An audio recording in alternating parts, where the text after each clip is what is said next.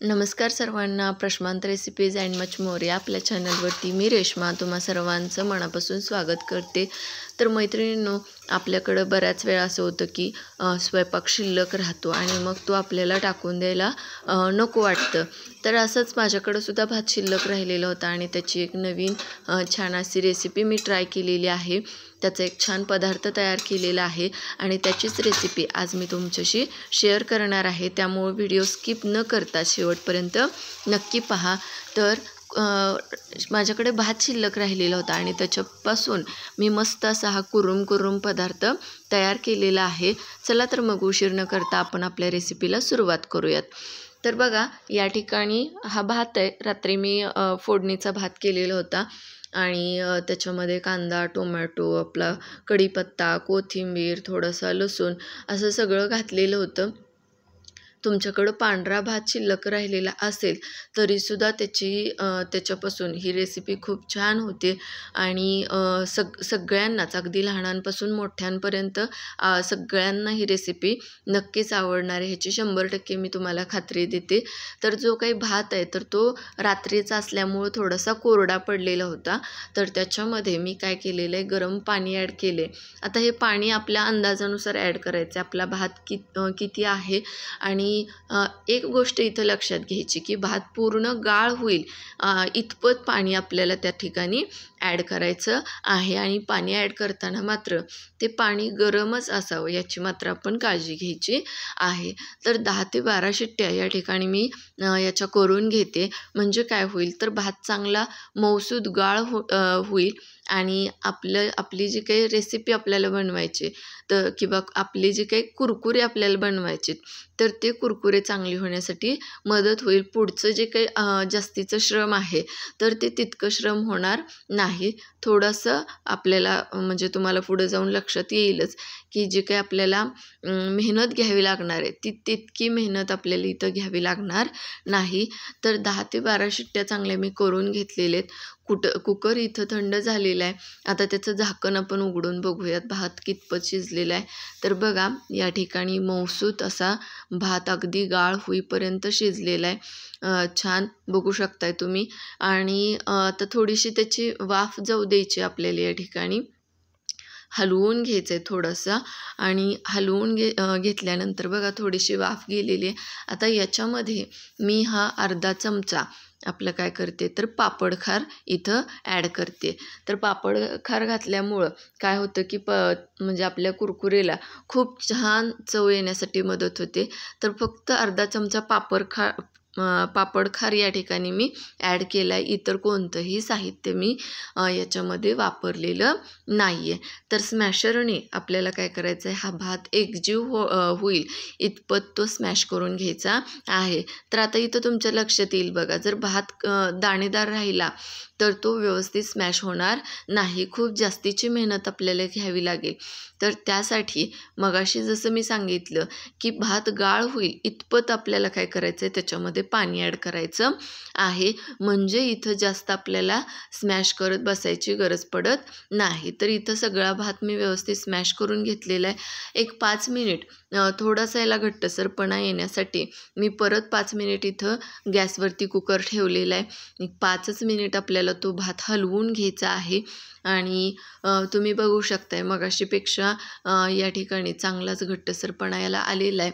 तर आता गॅस बंद केला आहे, कुकर खाली घेतलेला आहे, थोडंसं त्याची वाफ पण जाते आणि भात थोडासा थंड होतो आहे, तोपर्यंत आपण काय करूयात पुढची तयारी करूयात।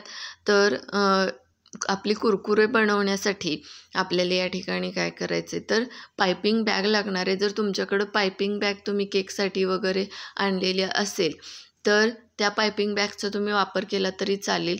माझ्याकडं ह्या म्हणजे आपली जी दुधाची पिशवी आहे तर ती दुधाची पिशवी मी घेतली आणि एका साईडला त्याच्या खालच्या एका साईडला मी असा कट देऊन घेतलेला आहे। हा कट अगदीच बारीक द्यायचा नाही आहे, थोडासा मोठाच ठेवायचा आहे, कारण अगदी बारीक कट दिला तर जेव्हा तुम्ही तुमचे ही कुरकुरे वाळतात तर त्यावेळेस त्याची साईज अगदीच छोटी होते। तर त्यासाठी थोडासा त्याचा कट जो आहे तर तो मोठाच ठेवायचा आहे। आणि आता याच्यामध्ये मी काय करते, आपला जो काही हा भात आहे, जे काही आपण मिश्रण तयार केलेलं आहे तर ते मिश्रण मी बॅगेमध्ये किंवा या पिशवीमध्ये घालून घेते आणि त्याचे सावकाश घालायचे बघा.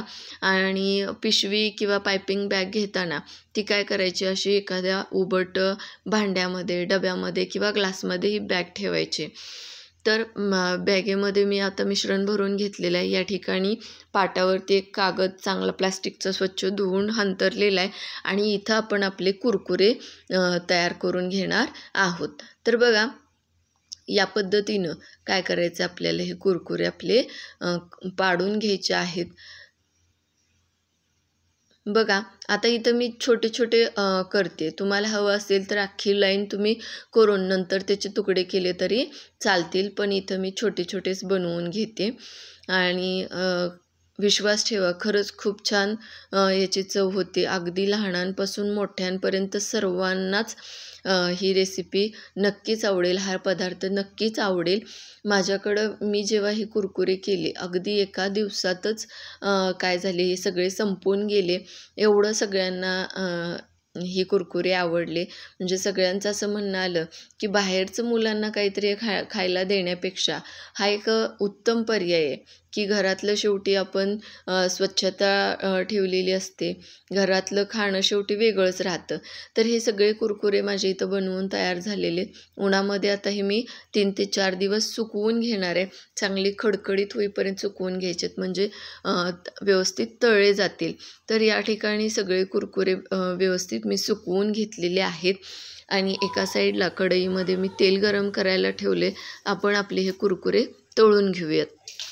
तर बघा, तेल चांगलं कडक तापलेलं आहे आणि त्याच्यामध्ये कुरकुरे टाकल्या बघा किती छान फुलून आलेले आहेत, किती छान फुललेले आहेत. आणि तुम्ही त्याचा रंगसुद्धा बघू शकता. अगदी हळद घातलेली असताना सुद्धा किती छान कलर आलेला आहे. जर तुमचा पांढरा भात असेल तर अगदी पांढरा शुभ्र रंग ह्याला येतो. तर तुम्ही सुद्धा म्हणजे नक्की हा पदार्थ ट्राय करा आणि कसा झाला ते मला कमेंट बॉक्समध्ये सांगायला विसरू नका. तर असे सगळे कुरकुरे मी या ठिकाणी तळून घेतलेले आहेत. आता ह्या एका पाटीमध्ये मी काढून घेतले, छोट्या पाटीमध्ये. आणि मस्त कुरकुरीत असा हा पदार्थ होतो. एकदम खाताना कुरुम लागतो. आता याच्यामध्ये याला थोडीशी एक चटपटीतपणा येण्यासाठी अर्धा चमचा मी या ठिकाणी लाल तिखट वापरते. थोडंसं चवीनुसार अगदी थोडं मीठ वापरणार आहोत आपण, कारण ऑलरेडी आपण कुरकुरे बनवताना त्याच्यामध्ये मीठ घातलेलंच आहे. त्याचबरोबर थोडासा चाट मसाला वापरते. चाट मसाला नसेल तर तो चाट मसाला तुम्ही स्किप करू शकता आणि फक्त लाल तिखट आणि मीठ वापरलं तरी पुरेसं आहे. तर या ठिकाणी मस्त असे आपले चटपटीत कुरकुरे बनवून तयार झालेले आहेत आणि खायलासुद्धा खूप छान लागतात. तुम्हीसुद्धा ही रेसिपी नक्की ट्राय करा आणि कशी झाली ते मला कमेंट बॉक्समध्ये सांगायला विसरू नका. अशाच नवीन रेसिपीसह आपण नंतर भेटूयात. तोपर्यंत